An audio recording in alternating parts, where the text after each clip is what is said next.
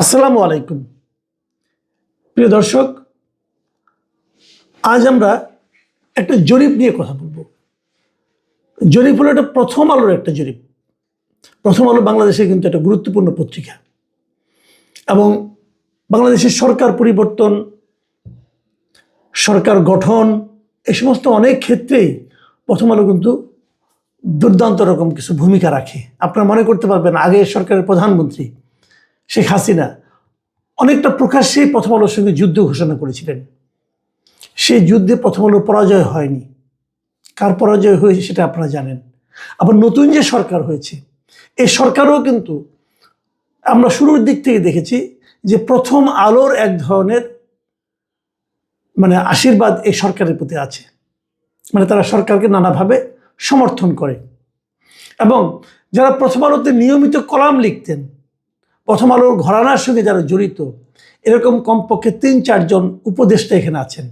তারা প্রথম আলোতে কলাম লিখতেন, এখন তারা এখানে উপদেষ্টা হিসেবে আছেন, অথবা প্রথম আলোর ঘরানা হিসেবে তারা পরিচিত ছিলেন, তারা উপদেষ্টা আছেন।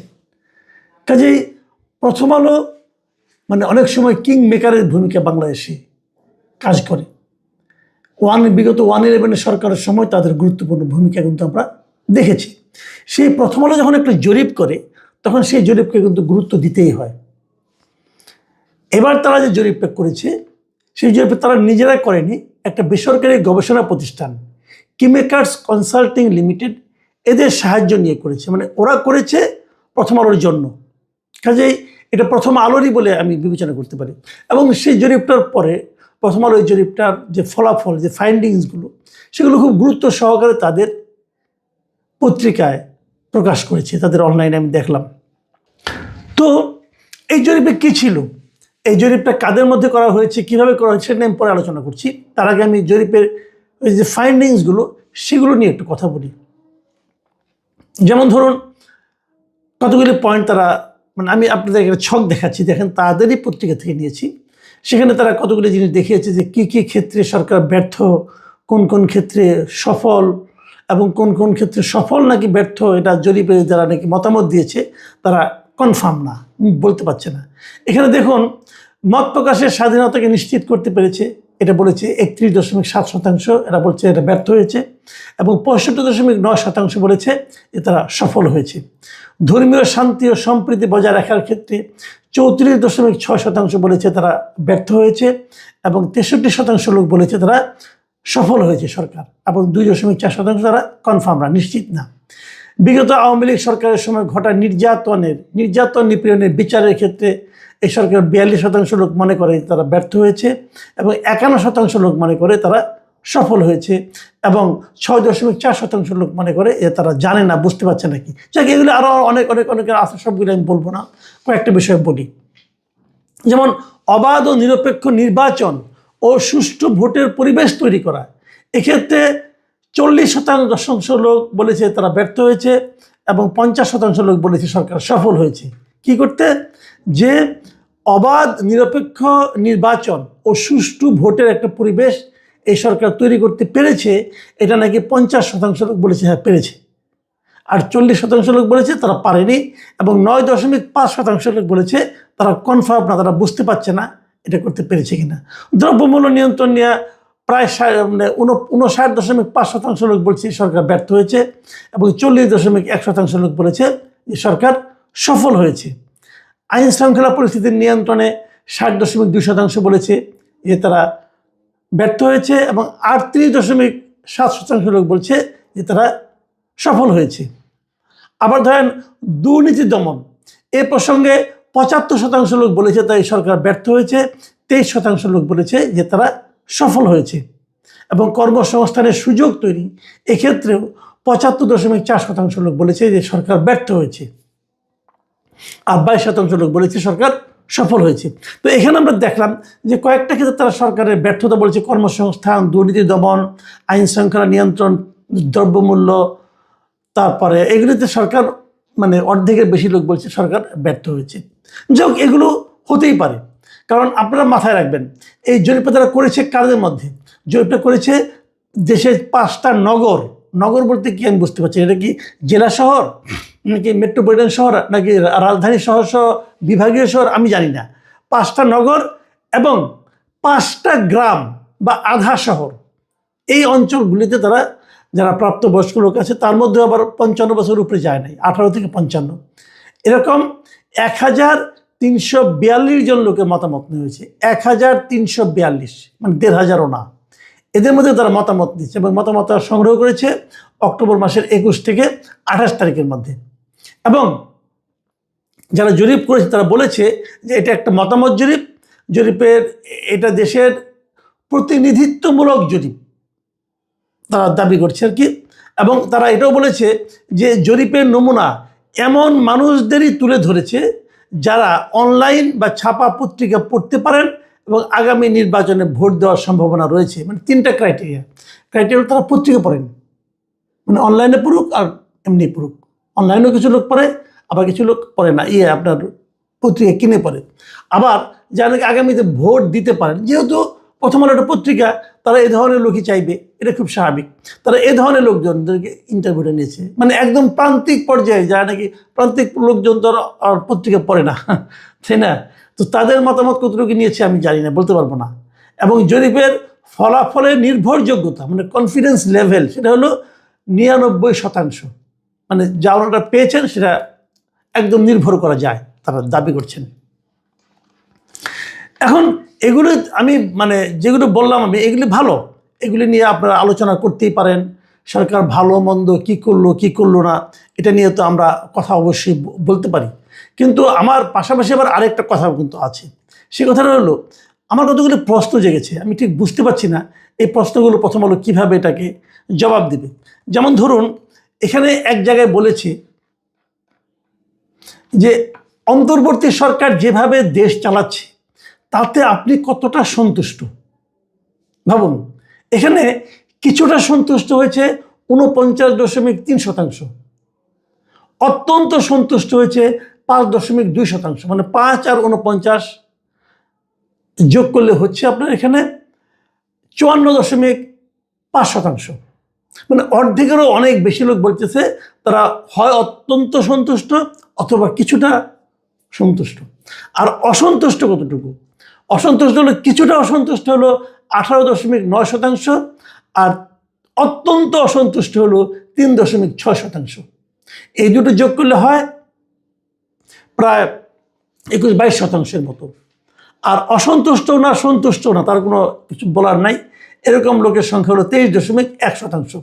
তো এখানে আমার একটা খুব গুরুত্বপূর্ণ প্রশ্ন, এই প্রশ্নটা করে আমি আলোচনা শেষ করবো। আরও আরেকটা পয়েন্ট আলোচনা করতে পারি, তবে দেখি যে সময় হয় বলবো। আমার প্রশ্ন হলো, ভাই, এই দেশের সাধারণ মানুষের মধ্যে আমরা সবাই জানি আওয়ামী লীগের কিন্তু কিছু নির্দিষ্ট কিছু ভোট আছে। সেই ভোটটা কত সবাই জানে। আওয়ামী লীগের ভোট একটা সংখ্যা আছে, সেটা 30-এর উপরে। আওয়ামী লীগ যখনই ভোট হয়েছে 30% কম কখনো ভোট তারা পায় নাই।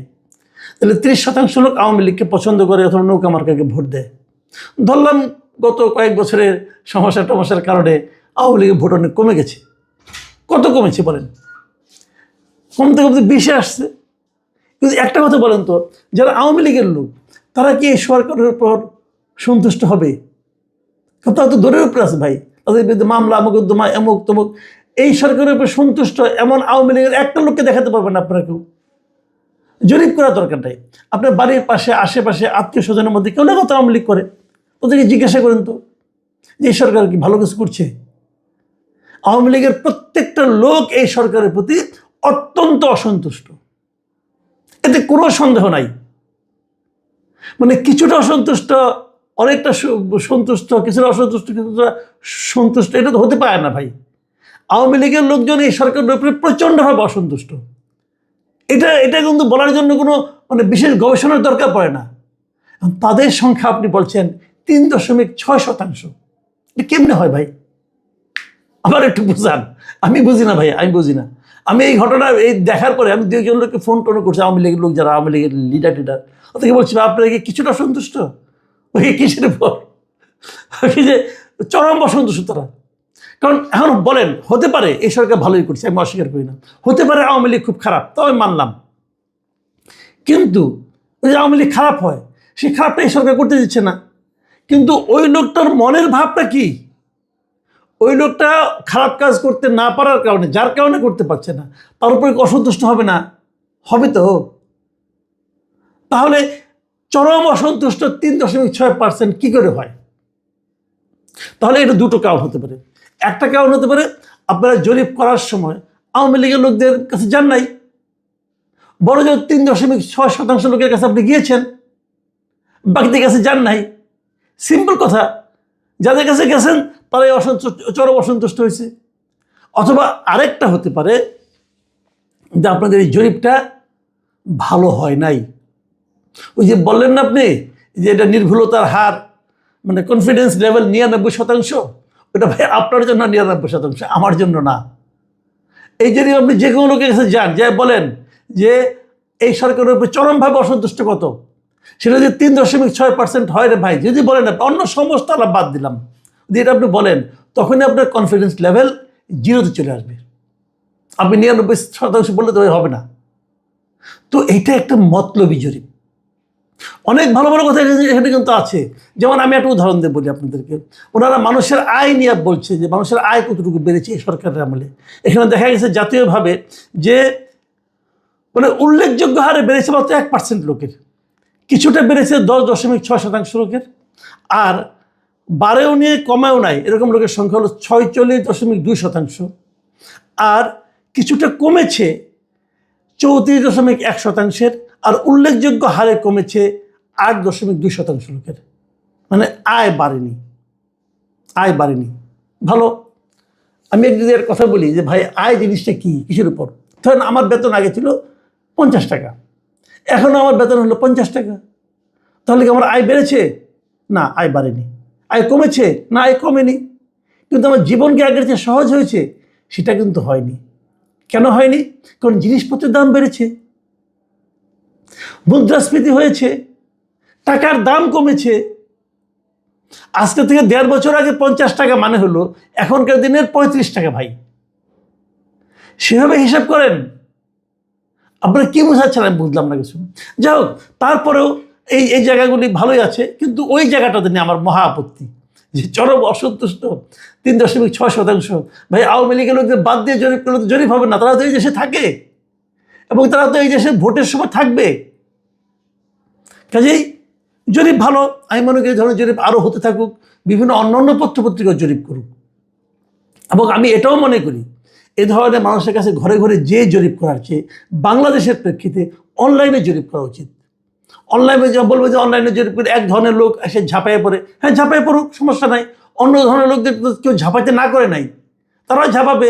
আপনাদের বড় পত্রিকা, বড় প্রতিষ্ঠান, আপনারা সেভাবে বলুন, আপনারা এটা প্রচারণা চালান যে আমি একটা অনলাইনে জরিপ করবো, আপনারা সবাই এসে অংশ নেন। 7 দিন জরিপ করেন, আপনারা 10 দিন জরিপ করেন, অনলাইনে করেন, এটা ভালো হবে। কারণ আপনারা তো যারা অনলাইনে পত্রিকা পড়ে তাদের কাছেই জরিপ করেছেন, ওইভাবে করেন।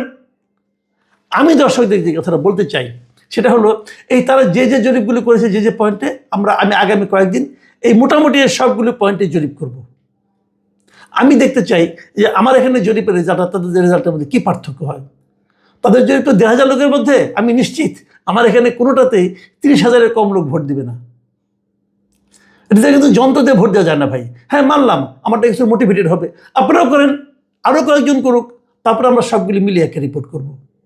প্রিয় দর্শক, এখন এ পর্যন্তই। আল্লাহ হাফেজ।